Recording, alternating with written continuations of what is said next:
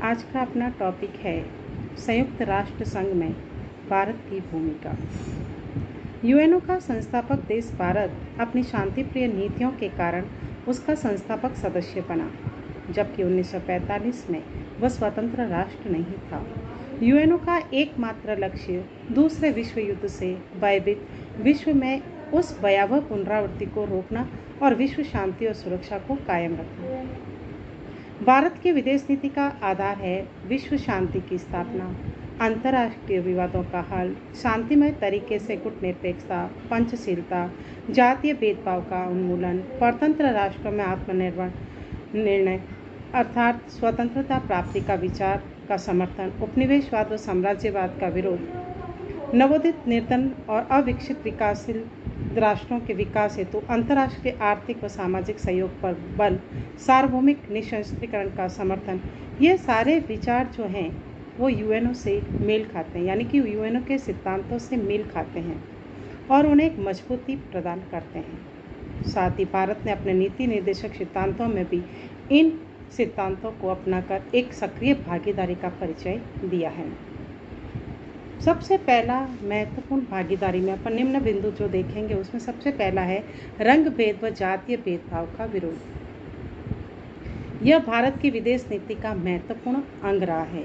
महासभा के प्रथम अधिवेशन में ही रंग भेद नीति का मसला यूएनओ में जब लाया गया तो भारत द्वारा ही पेश किया गया था। दक्षिणी अफ्रीका और रोडेशिया यानी कि जिम्बाब्वे की गोरी सरकारें देसी अस्वस्थ काले लोगों के साथ जो भेदभाव, रंग नीति का भेदभाव जो कर रही थी, उसके आधार पर जो शोषण कर रही थी, तो भारतीय मूल के निवासी भी शिकार हो रहे थे। तो भारत व अन्य देशों के प्रयास से 1946 में ही महासभा ने प्रस्ताव पारित कर रंग भेद नीति को चार्टर के विरुद्ध बताया। भारत ने नेल्सन मंडेला द्वारा चलाए जा रहे आंदोलन का भी समर्थन किया। 1946 को भारत ने रंग भेद नीति के कारण दक्षिणी अफ्रीका की गोरी सरकार से संबंध विच्छेद कर लिया और इसे तब तक जारी रखा जब तक इस समस्या का समाधान नहीं हुआ। भारत ने 10 दिसंबर 1948 को महासभा द्वारा अंगीकार की गई घोषणा मानव अधिकारों की सार्वभौमिक घोषणा का भी समर्थन किया, क्योंकि यह सभी व्यक्तियों के मौलिक अधिकारों की संरक्षण थी और इसमें जातीय भेदभाव की निषेधता भी की गई थी। 1945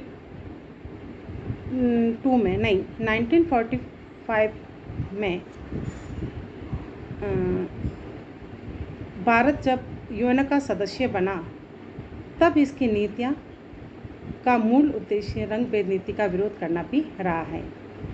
1952 में भारत व अन्य 13 राष्ट्रों ने यूएनओ के महासचिव को पत्र लिखे और एक रिपोर्ट पेश की कि रंग भेद नीति के प्रश्न को व्यापकता से उठाकर इसको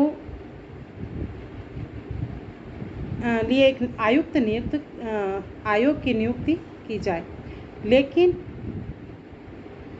दक्षिणी अफ्रीका ने इसको घरेलू मामला बताकर इसका विरोध करना शुरू कर दिया, लेकिन भारत ने अथक प्रयास करके इसका उन्मूलन भी किया। दूसरा है इसका या भागीदारी का विशेष बिंदु है उपनिवेशवाद की समाप्ति। यूएनओ की स्थापना के समय एशिया व अफ्रीका के कई देश उपनिवेशवाद का शिकार थे। भारत ने कई बार इन देशों की स्वतंत्रता की मांग को उठाया, जैसे पहले दिल्ली में आयोजित एशियाई सम्मेलन में तथा 1955 में इंडोनेशिया में के सम्मेलन में इन राष्ट्रों की स्वतंत्रता की मांग की। जब भारत 1947 में स्वतंत्र हुआ तब भारत की स्वतंत्रता ने परतंत्र की देशों की आज़ादी की मांग व आंदोलन को प्रेरित किया।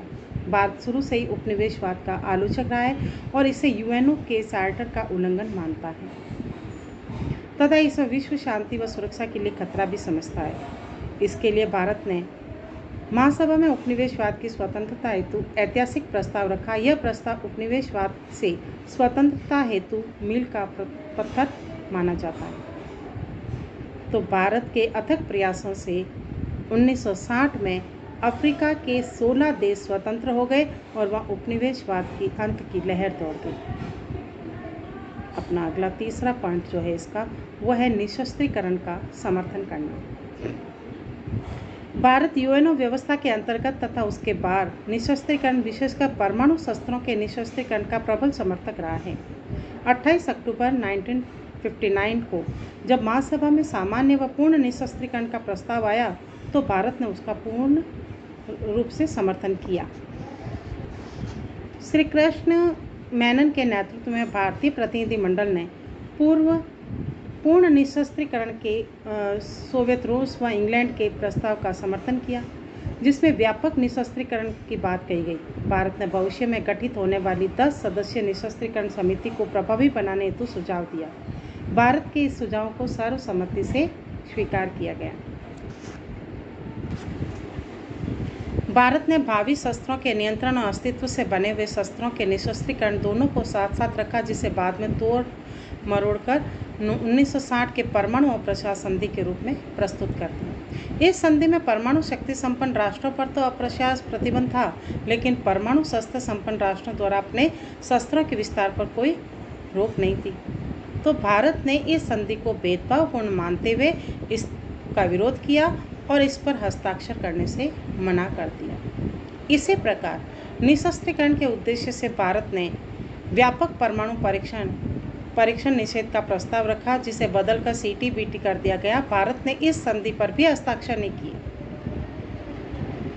वस्तुतः भारत के अनुसार बिना व्यापक व सार्वभौमिक निशस्त्रीकरण के परीक्षण पर रोक लगाने मात्र से कोई लाभ नहीं होगा, क्योंकि भारत परमाणु शक्ति संपन्न राष्ट्र अपने शस्त्रों को नष्ट करने हेतु सहमत नहीं है।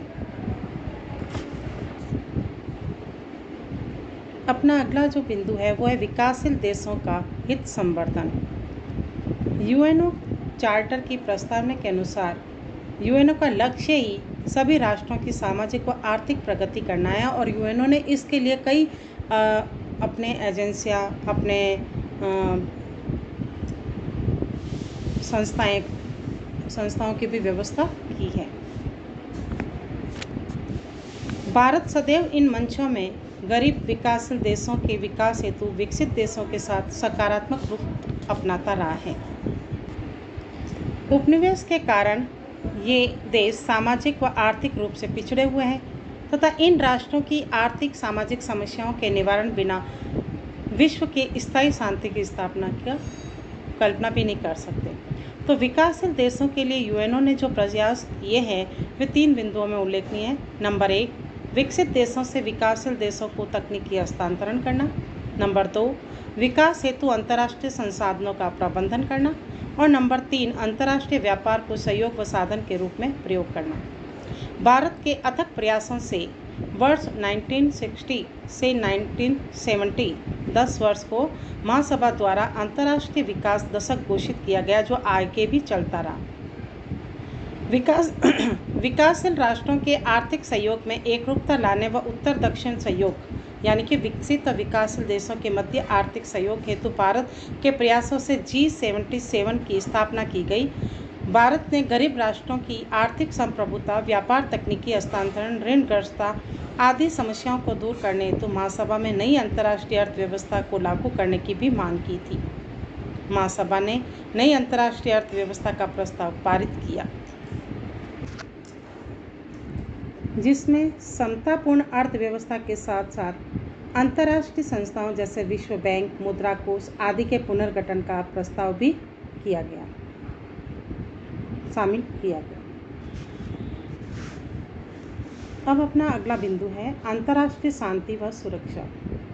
यूएनओ का प्रमुख उद्देश्य ही अंतर्राष्ट्रीय शांति व सुरक्षा और भारत सदैव अंतर्राष्ट्रीय विवादों के शांतिपूर्ण समाधान का पक्षधर रहा है। कोरिया युद्ध तथा वियतनाम समस्या में भारत की अग्रणी कूटनीतिज्ञ भूमिका रही है। इसके साथ ही भारत ने यूएनओ की शांति सेनाओं में बढ़ चढ़कर हिस्सा लिया है तथा विश्व के तमाम तनावग्रस्त क्षेत्रों में शांति स्थापना करने में महत्वपूर्ण भूमिका निभाई है। गुटनिरपेक्ष देश होने के कारण भारतीय शांति सेना की भूमिका निष्पक्ष एवं प्रभावी रही है। अभी तक भारत सुरक्षा परिषद का 6 बार अस्थायी सदस्य रह चुका है। वर्तमान में भारत के योगदान को देखते हुए जापान, जर्मनी, ब्राज़ील, दक्षिण अफ्रीका के साथ भारत की सुरक्षा परिषद का स्थायी सदस्य बनाए जाने का प्रस्ताव भी लंबित है। यूएनओ ने अभी तक जहां कहीं भी शांति सेना की आवश्यकता पड़ी है